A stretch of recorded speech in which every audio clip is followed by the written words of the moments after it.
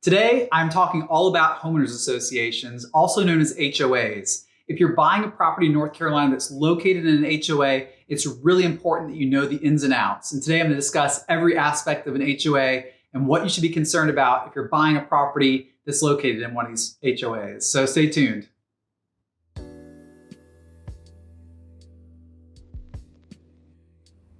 All right, so the first thing I always tell buyers to be on the lookout for are restrictions that exist in a property with an HOA. So restrictions can vary. There's tons of different ways that HOAs are set up, but the number one thing we see that's a negative for folks moving into a homeowners association community is rental restrictions or future restrictions on what you can do with the property. So if you're an investor and you're looking to buy a property in Charlotte with the intention of renting it out, you really want to make sure that you completely understand the rental rules that exist in that HOA.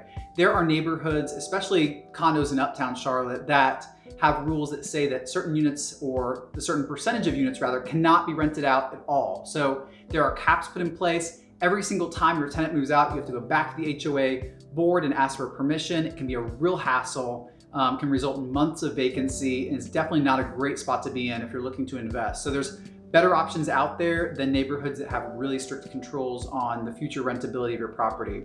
The next restriction we run into is pet restrictions. So if your dog is over a certain weight or a certain breed, there are neighborhoods that will explicitly prohibit it from entering the community. So you do not want to buy into a community only to discover that your puppy cannot come along with you. So it's really important to disclose that and understand what those rules are up front. You don't want to write a due diligence check of a couple $1,000s or significant money and find out that something you could have known on the front end and you could have skipped over that community entirely. So really understand those restrictions that exist. I know in some 55 and up communities, there are restrictions on guests and how long they can stay with you. I ran into this with a client a couple months ago.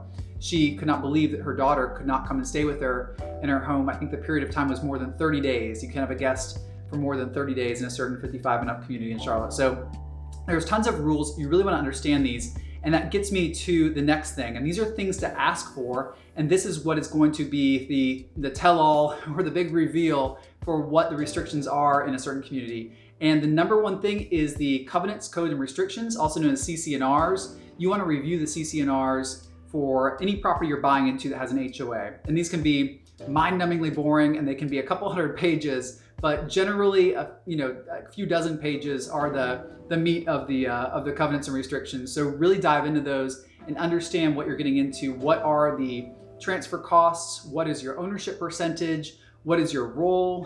How is the HOA set up? How often are the meetings? These are all really important things to understand and know before you get involved in an HOA.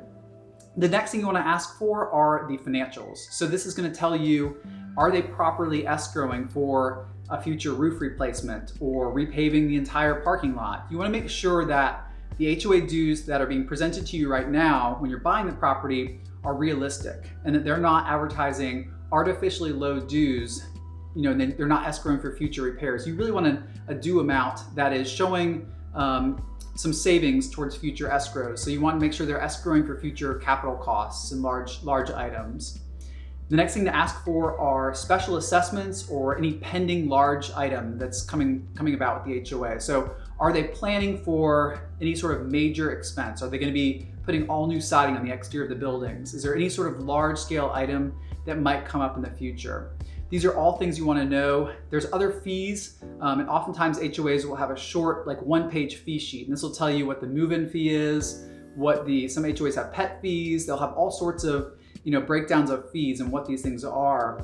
There's also capital contributions, which is a surprise to some buyers at time of purchase, that there is a few $100s or even $1,000 capital contribution every time a unit changes hands. So these are really important things to know.